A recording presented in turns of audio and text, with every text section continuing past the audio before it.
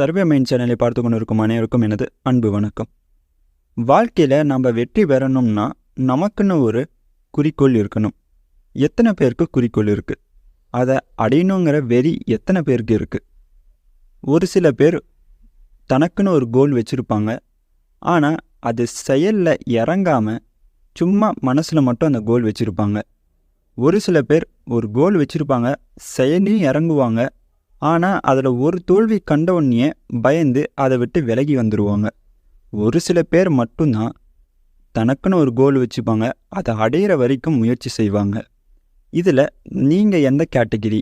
நான் சொன்ன இந்த விஷயங்களில் நீங்கள் எந்த கேட்டகிரியில் வருவீங்கன்னு அது உங்களுக்கு மட்டும்தான் தெரியும். சரி, வாழ்க்கையில் வெற்றி பெறவங்க எதனால் வெற்றி பெறாங்க? அப்படி அவங்க எந்த பழக்க வழக்கங்கள் பின்பற்றுறாங்க? அதில் 3 முக்கியமான பழக்க வழக்கங்களை இந்த காணொலியில் நான் சொல்கிறேன். வாழ்க்கையில் வெற்றி பெற்றவங்க பின்பற்றக்கூடிய பழக்க வழக்கங்களில் முதல்ல இருக்கிறது புத்தகம் படிக்கிறது. ஆமாங்க, நம்ம எல்லாருக்குமே வாரன் பஃபட் அவர்களை தெரியும். அவர் தான் பங்குச்சந்தையின் சக்கரவர்த்தின்னு சொல்லுவாங்க. அவர் கிட்டத்தட்ட ஒரு நாளைக்கு 400லேருந்து 600 பேஜ் வரைக்கும் படிப்பாராம். அதே மாதிரி பில் கேட்ஸ் நம்ம எல்லாருக்குமே தெரியும். அவர் ஒரு வருஷத்துக்கு 50 புக்காச்சும் படிச்சிருவாராம்.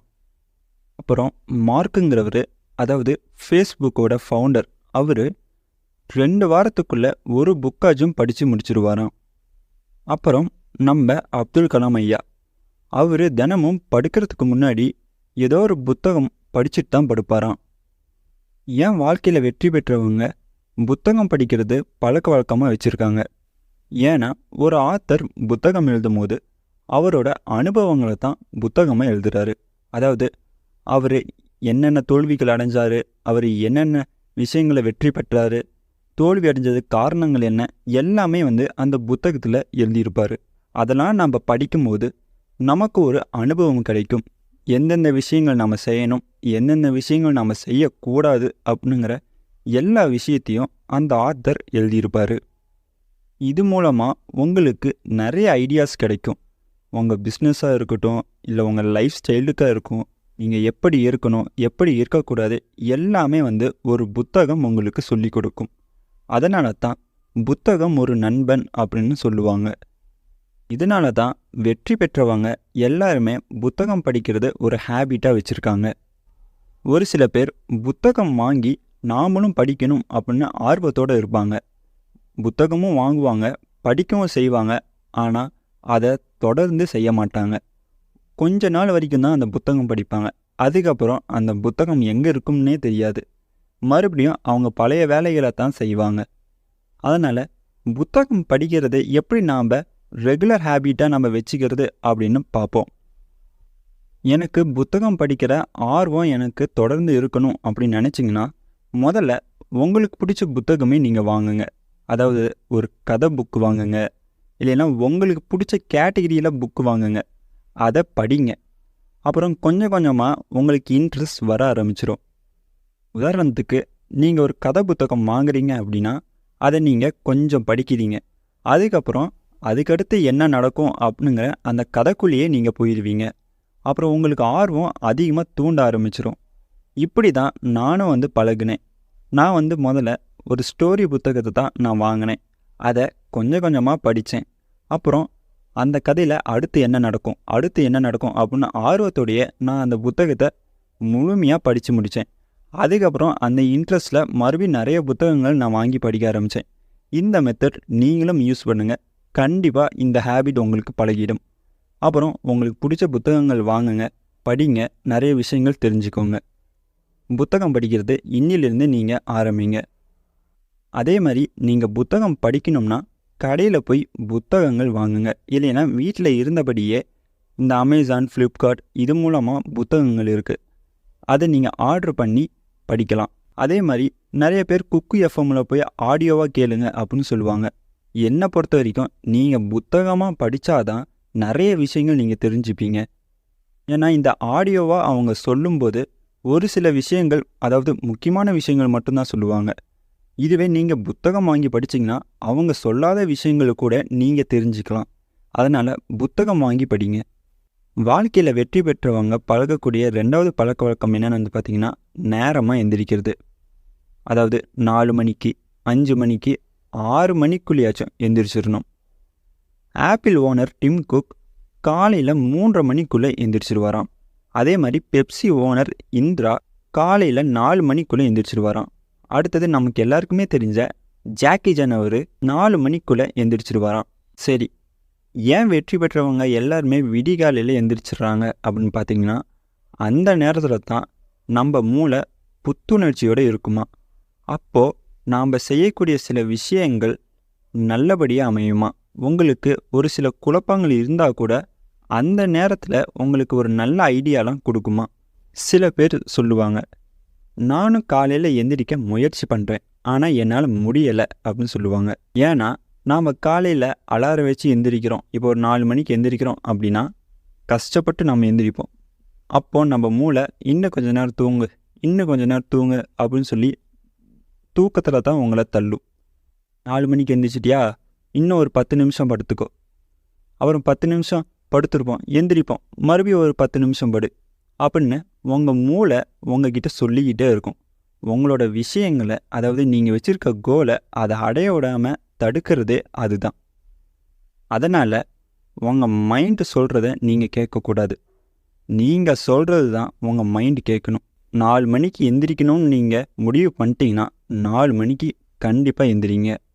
உங்கள் மூளை சொல்லும் இன்னும் கொஞ்சம் நேரம் தூங்குன்னு, அதெல்லாம் கேட்காதீங்க. 4 மணிக்கு நான் எந்திரிக்கணும்னு முடிவு பண்ணிட்டேன், நான் எந்திரிப்பேன் அப்படின்னு சொல்லிட்டு எந்திரிங்க. நீங்கள் இதை 21 நாள் ஃபாலோ பண்ணிங்கன்னா அதுக்கப்புறம் உங்கள் மைண்ட் ஆட்டோமேட்டிக்காகவே 4 மணிக்கு எந்திரிக்க ஆரம்பிச்சிடுமா. அதாவது உங்களையே அது எழுப்பிடுமா. அதனால் ஒரு 21 நாளைக்காச்சும் நீங்கள் அதை தொடர்ந்து ஃபாலோ பண்ணுங்கள். காலையில் எந்திரிச்சு உங்களுக்கு பிடிச்ச விஷயங்களே நீங்கள் செய்யலாம். அதாவது உங்களுக்கு எக்ஸசைஸ் பண்ண பிடிக்கும்னா எந்திரிச்சு எக்ஸசைஸ் பண்ணுங்கள். இல்லை நான் கேம் விளையாடுறேன் அதுக்காக எந்திரிக்கிறேன் அப்படின்னா பரவாயில்ல, அதுக்காச்சும் எந்திரிங்க. ஏன்னா ஒரு விஷயம் நம்ம ஆசைப்படும் போது நம்ம மூளை அதை அடையணும்னு தோணும்.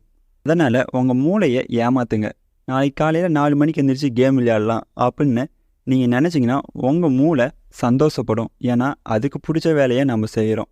அதனால் அதுவே உங்களை எழுப்பிட்டுரும். கடைசியாக அதை ஏமாற்றிடுங்க. உங்களுக்கு பிடிச்ச விஷயங்கள் செய்யுங்க, ஆனால் கொஞ்சம் நேரத்துக்கு மட்டும் செய்யுங்க. அதுக்கப்புறம் உங்களுக்குன்னு ஒரு கோல் வச்சுருப்பீங்க, அதை நோக்கி நீங்கள் ஓடுங்க. வாழ்க்கையில் வெற்றி பெற்றவங்க பழகக்கூடிய 3வது விஷயம் என்னென்னு பார்த்தீங்கன்னா, அதுதான் செல்ஃப் டிசிப்ளின்.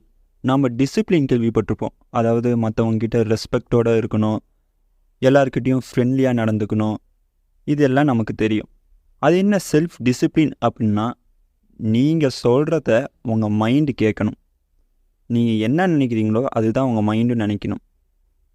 உங்கள் மைண்டு என்ன சொல்லுதோ அதைப்படி நீங்கள் செய்யக்கூடாது. நீங்கள் சொல்கிறபடி தான் உங்கள் மைண்டு செய்யணும். உங்கள் மைண்டு இன்னும் கொஞ்சம் நேரம் ஃபோன் பாரு அப்படின்னு அதோட ஆசையை தான் சொல்லுமே தவிர உங்களோட ஆசையை கண்டுக்காது.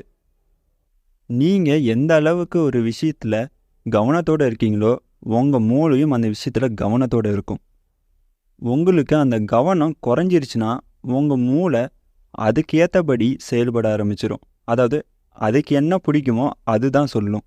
அதாவது நீங்கள் ஆர்வத்தோடு இருக்க விஷயத்தை செய்ய விடாமல் கூட உங்கள் மூளை பண்ணும். உதாரணத்துக்கு நம்ம இன்ஸ்டாகிராமில் ரீல்ஸ் பார்க்குறோம் அப்படின்னா இன்னும் கொஞ்சம் நேரம் பாரு, இன்னும் கொஞ்சம் நேரம் பாரு அப்படின்னு உங்கள் மைண்டு சொல்லும். அதுக்கேற்றபடி சில பேர் இன்னும் கொஞ்சம் நிறைய ரீல்ஸ் பார்த்துக்கிட்டே இருப்பாங்க. அதுக்கு காரணம் உங்கள் மைண்டு தான். ஏன்னா அது சொல்கிறபடி தான் நீங்கள் கேட்டுக்கிட்டு இருக்கீங்க. ஏன்னா அந்த விஷயங்கள் அதுக்கு பிடிக்குது. அதாவது உங்கள் மைண்ட் என்டர்டெயின்மெண்ட்டாக இருக்க தான் அது பிடிக்கும். இதுவே நீங்கள் ஹார்ட் ஒர்க் பண்ண போகிறீங்க அப்படின்னா உங்கள் மைண்ட் ஆரம்பத்தில் வேண்டாம் வேண்டாம்னு சொல்லும். இதுவே நீங்கள் உங்கள் கோலுக்கு ஏற்ற மாதிரி நீங்கள் அதில் கான்சன்ட்ரேட் பண்ணிக்கிட்டே இருந்தீங்கன்னா உங்கள் மைண்டும் ஆட்டோமேட்டிக்காக உங்கள் கூட வந்து கான்சன்ட்ரேட் பண்ணி உங்களுக்கு சப்போர்ட் பண்ணும். அதாவது நிறைய ஐடியா சொல்லும். அதனால் உங்கள் கோலில் கான்சன்ட்ரேட்டோடு இருங்க.